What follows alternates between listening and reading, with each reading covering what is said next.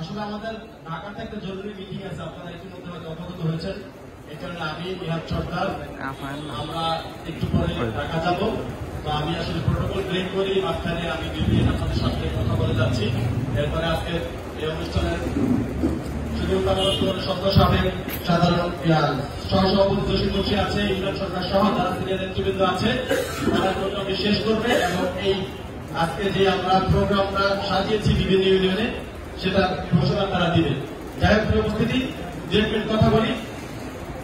বাংলাদেশ জাতীয়তাবাদী ছাত্র দল সচিবপুর থানা শাখা কর্তৃক আয়োজিত আজকের এই 9 ইউনিয়ন ছাত্র দলকে নিয়ে যে কর্মী সম্মেলন বা কর্মী সভা আমরা করতে যাচ্ছি, সে উপলক্ষে আজকে আলোচনা সভায় উপস্থিত আছেন সচিবপুর থানা ছাত্র দলের সদ্য সাবেক বিপ্লবী সভাপতি জনাব নিহাদ মাহমুদ সরকার, উপস্থিত আছেন সচিবপুর থানা ছাত্র দলের সিনিয়র সহসভাপতি জসিম মুন্সি, উপস্থিত আছেন যুগ্ম সাধারণ সম্পাদক ইমরান সরকার, সহ সাধারণ সম্পাদক কবির, সহসভাপতি ফয়সাল মাঝি, আসলাম মোল্লা, সহ সাধারণ সম্পাদক শাওন এবং তাজবির সহ অনিক বাবু, সহসভাপতি রতন, মুক্তার ভাই সহ বিভিন্ন ইউনিয়ন থেকে আগত ছাত্র দলের সভাপতি সাধারণ সম্পাদক সহ নেতৃবৃন্দ সকলে আমার সালাম গ্রহণ করুন। আসসালামু আলাইকুম। প্রিয় উপস্থিতি, প্রথমে আমি মহান দরবারের আল্লাহর দরবারে শুকরিয়া আদায় করতে চাচ্ছি যে বিগত অনেক বছর পরে সখীপুর থানা ছাত্র দলের আওতাধীন 9 ইউনিয়নের সকল নেতা কর্মীর উপস্থিতিতে নির্ভয়ে নিশ্চিন্তে আমরা একটা আজকে মিটিং করতে পারতেছি। এই জন্য আপনারা জানেন গত 5 আগস্ট স্বৈরাচার শেখ হাসিনাকে কিভাবে পতন ঘটানো হয়েছিল। বাংলাদেশের ইতিহাসে এমন বড় কোন অভ্যুত্থান সারা পৃথিবীতে বাংলাদেশ তো দেখেনি, সারা পৃথিবীও দেখেনি। প্রিয় উপস্থিতি, এই গণ অভ্যুত্থান কেন ঘটেছে তা আপনাদের কিছুটা জানা দরকার। কারণ আমরা যারা ছাত্র দল করি, আমরা দলের প্রভাব খাটিয়ে দলকে বিক্রি করে, নেতাকে বিক্রি করে আমরা ছাত্র দলের নেতা কর্মী কখনো কোন সুযোগ সুবিধা অবৈধভাবে আমরা হাসিল করি নাই। অতএব সখীপুর থানা ছাত্র দলের আওতাধীন যত নেতা কর্মী আছেন, আমরা এখনো দলীয়ভাবে একদম নিষ্পাপ আছি। কারণ হচ্ছে আমরা যখন ছাত্র রাজনীতি শুরু করেছি, এর মধ্যে সম্ভবত নিহাদ সরকার, জসিম মুন্সি এবং আমরা যখন চর্চা ছাত্র দলের সাধারণ সম্পাদক হই, তখন আমরা 3 থেকে 4 মাস বিএনপি ক্ষমতায় দেখেছিলাম। আর বেশিরভাগই আপনার ছোট ভাই যারা আছেন, সমবয়সী যারা আছেন, তারা অনেকেই কিন্তু এই যে বিএনপি করতে আসছেন, আপনারা মাথায় নিয়ে এসেছিলেন যে জুলুমের বিরুদ্ধে আপনাদের লড়াই করতে হবে, বিভিন্নভাবে আপনারা হামলার শিকার হবেন, মামলার শিকার হবেন। তাই আমাদের 3 জনের পরে আমি মনে করি আপনারা এই প্রকৃত বীর, যারা এত ত্যাগ করেও আজ পর্যন্ত ছাত্রদলের সাথে জড়িত আছেন।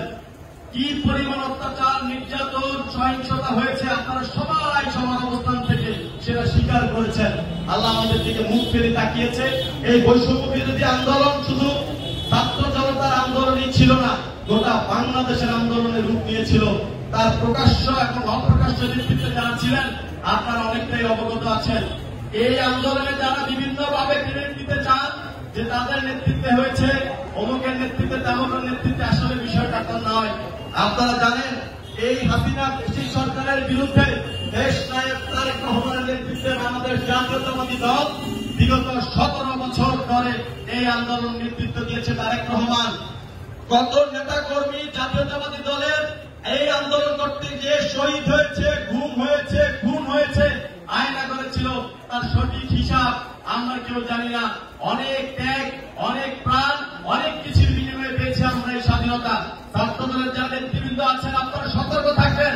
আপনারা যদি সেই আওয়ামী লীগ, ছাত্রলীগ, যুবলীগের মধ্যে অবস্থান করেন, তাহলে বাংলার মানুষ কিন্তু একদিন আপনাদের কাছ থেকেও মুখ ফিরিয়ে নেবে।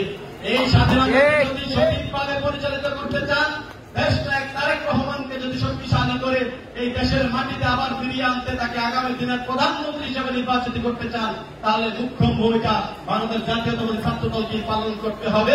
কারণ হচ্ছে আমরাই হচ্ছি তারেক রহমানের বাহুবল এবং সারা বাংলাদেশের জনগণের আস্থার জায়গা হচ্ছে ছাত্র দল। ছাত্র দলের উপস্থিতি যারা আছেন আপনারা স্মরণ রাখবেন, আপনাদেরকে যেন মানুষ ছাত্রলীগের মতো বলতে না পারে।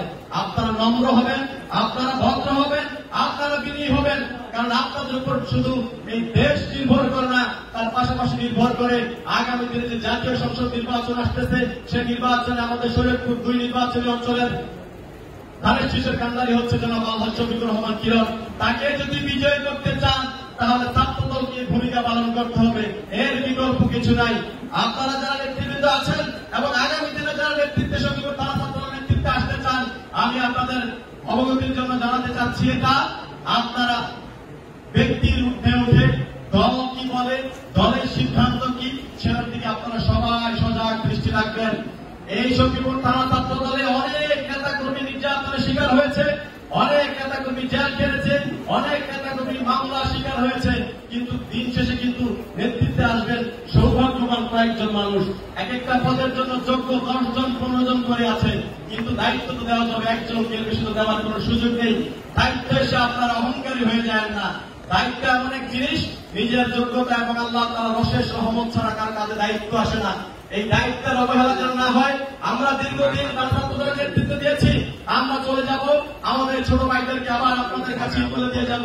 আমরা যেভাবে তাদেরকে সমস্ত কিছুতে পাশে থেকে বুকের মধ্যে আগলে রেখেছি, আমরা বিশ্বাস করি আগামী দিনের নেতৃত্ব সে একই দ্বারা ধারাবাহিকতা অব্যাহত রেখে সখীপুর থানার আওতাধীন সমস্ত ছাত্রদলের নেতা কর্মীদেরকে আপনারা নিজেদেরকে ছোট ভাইয়ের মতো মনে করে তাদেরকে সমস্ত বিপদ আপদে আপনারা পাশে থাকবেন। এবং আপনাদের যে অ্যাক্টিভিটিস আমরা দেখতে পাচ্ছি অত্যন্ত সুন্দর, আমি আশা করি এই সুন্দর অ্যাক্টিভিটিস আগামী দিনেও ধারাবাহিকভাবে আপনারা অব্যাহত রাখবেন। আপনারা আমরা 3 জন 4 জন যারা নেতৃত্ব দিয়েছিলাম, আপনারা বিভিন্ন ছাত্রদল নেতৃবৃন্দকে নিয়ে আমাদেরকে রেখে প্রয়োজনে একটা ভর্তি সভা করতে পারেন, দেখেন আমাদের বিরুদ্ধে কোনো অভিযোগ আছে কিনা।